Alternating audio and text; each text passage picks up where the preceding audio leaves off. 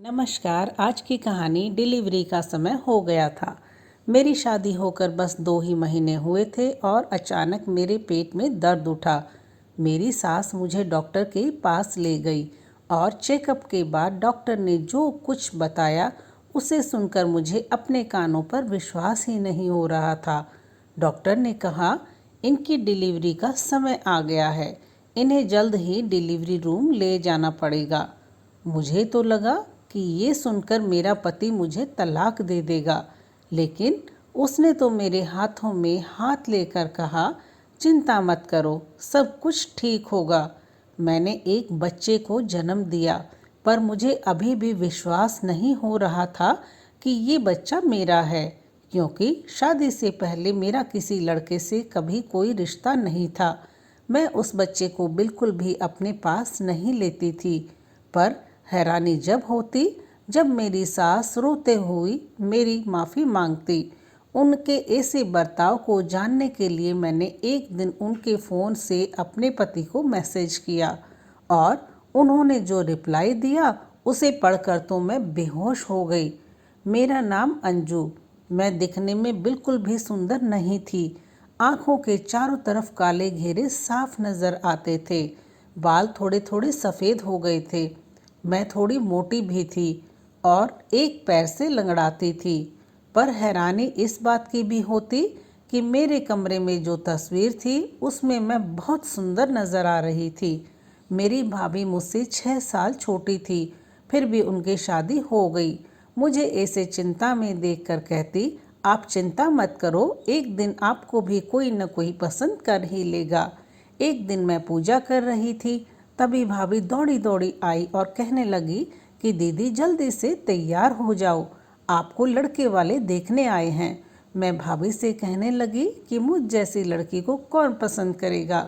अगर आपने सच्चे दिल से भगवान से प्रार्थना की होगी तो ये लड़का आपको ज़रूर पसंद करेगा।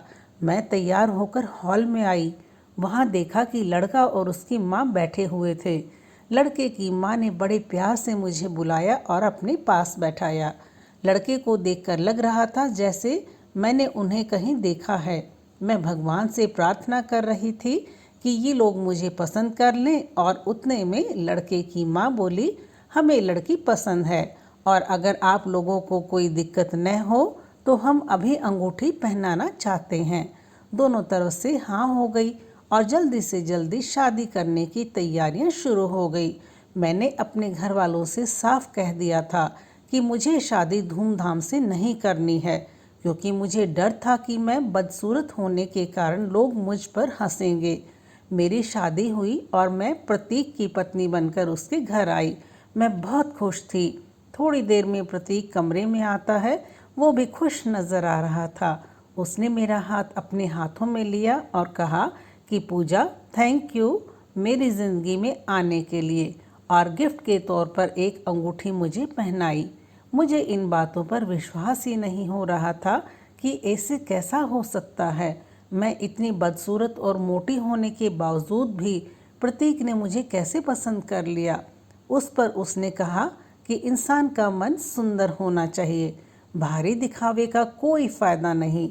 उसकी ये बातें सुनकर मुझे हंसी आई। प्रतीक मुझसे बहुत प्यार करता था और मेरी सास मेरी माँ की तरह ही ख्याल रखती थी। मैं बहुत मोटी हो गई थी। प्रतीक को तो बिल्कुल भी सूट नहीं होती थी, इसलिए मैंने डाइटिंग के बारे में सोचा। इस पर सास कहने लगी कि तुम अगर दिखने में सुंदर दिखने लगी तो प्रतीक को ये बिल्कुल भी अच्छा नहीं लगेगा। ये बात मेरी कुछ समझ में नहीं आई। मेरी सास मुझे रोज़ प्रतीक के आने से पहले कुछ मीठा खाने को देती और मैं उनका प्यार समझकर खा लेती। आज उन्होंने मुझे केक खाने के लिए दिया, तभी मेरे पेट में दर्द उठा। अब ये मेरे साथ रोज़ होने वाली। वो जब भी मुझे मीठा खाने के लिए देती, मेरे पेट में दर्द उठता। प्रतीक आने तक मैं परेशान हो जाती और रात भर प्रतीक मेरे लिए जागता। हम दोनों को बात करने तक का मौका नहीं मिल पाता और इस चीज़ से मैं बहुत परेशान हो गई थी। एक दिन मैंने सोचा कि अब मैं वो मीठा नहीं खाऊंगी। अब मुझे मेरी सास पर शक होने लगा था। शायद वे हमारा प्यार देखकर जलने लगी थी, इसलिए हम दोनों को अलग रखने की कोशिश करती थी। मेरी सास मेरे लिए मिल्क शेक लेकर आई। मैंने कहा मैं कमरे में जाकर पी लूँगी, अभी मुझे उल्टी जैसा हो रहा है। उन्होंने कहा ठीक है, पर पी ज़रूर लेना। मैं कमरे में गई और मिल्क शेक छुपाकर रख दिया। मुझे लगा कि आज मेरे पेट में दर्द नहीं होगा, पर मेरा अंदाज गलत निकला। मेरे पेट में दर्द उठा और धीरे धीरे बढ़ने लगा। मेरी आवाज़ सुनकर सास दौड़ी दौड़ी आई और प्रतीक को फ़ोन किया। प्रतीक के आने के बाद मुझे अस्पताल ले जाया गया, जहां मुझे इमरजेंसी वार्ड में एडमिट किया गया। चेकअप के बाद डॉक्टर ने कहा कि पेशेंट की डिलीवरी का समय आ गया है, इन्हें लेबर रूम में ले चलो। ये सब सुनकर मैं हैरान थी। मैं चिल्लाकर कह रही थी कि ऐसा कैसे हो सकता है, मेरी शादी को सिर्फ 2 ही महीने हुए हैं। मैंने प्रतीक से कहा मुझे यहाँ से ले चलो, ये डॉक्टर पागल है, मुझे यहाँ अपना इलाज नहीं कराना। पर मेरे पेट का दर्द बढ़ता ही जा रहा था। मैं ज़ोर ज़ोर से चिल्ला रही थी। तभी प्रतीक ने मेरा हाथ पकड़कर कहा चिंता मत करो, सब ठीक हो जाएगा। सभी लोग बाहर चले गए। मेरी डिलीवरी का समय पास आ गया था और 2 घंटे बाद मैंने एक बच्चे को जन्म दिया। मुझे विश्वास ही नहीं हो रहा था कि ये बच्चा मेरा है, पर मैंने अपनी आंखों से इस बच्चे को जन्म देते देखा था। मैं डर रही थी कि अब प्रतीक का सामना कैसे करूं। वो मुझे अब तलाक दे देगा। समझ में अब मेरी कोई इज्जत नहीं रहेगी। ये सब सोचकर मैं रोने लग गई। थोड़ी देर बाद मेरी सास और प्रतीक कमरे में आए। उन्हें देखकर साफ पता चल रहा था कि वो दोनों बहुत खुश हैं। मेरी सास ने उस बच्चे को मेरी गोद में रखा और कहा ये लो तुम्हारा बच्चा, बेटा हुआ है तुम्हें और बिल्कुल तुम्हारी तरह दिखता है। मैंने मुंह फेरते हुए कहा इस बच्चे को मेरे पास मत रखो, ये बच्चा मेरा नहीं है। मुझे घर लाया गया। मैंने साफ शब्दों में सास और प्रतीक से कह दिया था कि ये सब मेरे मायके में पता न चले। पापा तो पता नहीं क्या सोचेंगे मेरे बारे में। प्रतीक मेरा बहुत ख्याल रखता था। उसकी जगह अगर कोई और होता तो अब तक तलाक दे दिया होता। मेरी सास उस बच्चे को संभालती, मैं तो उसकी तरफ देखती भी नहीं थी। प्रतीक ने उसका नाम आकाश रखा था। एक बात जो मैं समझ पा रही थी कि जब से ये बच्चा हुआ है मेरी सास और प्रतीक के बीच बहुत लड़ाई होती थी, क्योंकि इससे पहले कभी प्रतीक ने अपनी माँ से इतनी ऊंची आवाज़ में बात नहीं की थी। जब भी वो बच्चा रोने लगता मेरी सास उसे मेरे पास ले आती, लेकिन मैं उसे अपने पास नहीं लेती थी। मेरी सास रोते हुए मुझसे कहती मुझे माफ़ कर दो, और जब मैं उनसे पूछती कि आप ऐसा क्यों कह रही हो तो वे चुप हो जाती। एक दिन मैंने मेरी सास को प्रतीक से ये कहते हुए सुना कि बुढ़ापे में मुझसे बच्चा नहीं संभलता, तुम अपनी बीवी से कहो कि इसे संभाले, नहीं तो तुम दूसरी इस बच्चे के लिए दूसरी माँ ले आओ।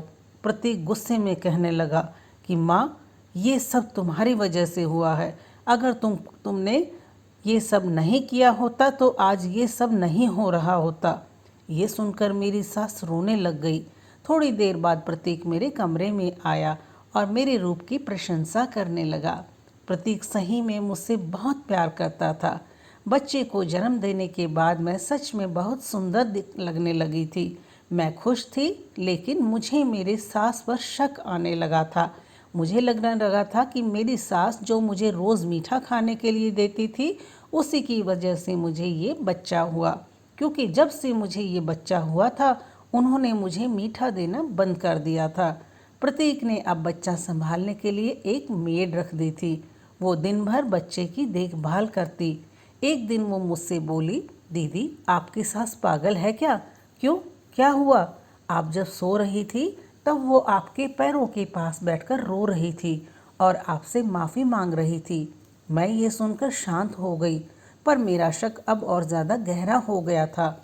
ज़रूर उन्होंने ऐसा कुछ किया था जिससे कि मैंने 2 ही महीने में बच्चे को जन्म दे दिया था। ये सब सोचकर मेरा सर फटने लगा था।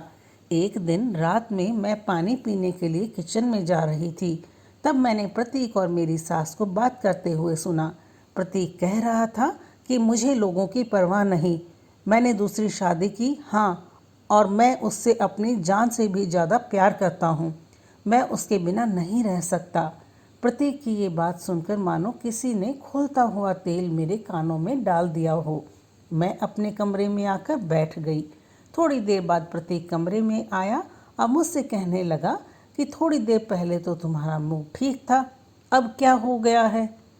प्रतीक की दूसरी शादी की बात मुझे अंदर ही अंदर खाई जा रही थी, पर मैं चुप थी।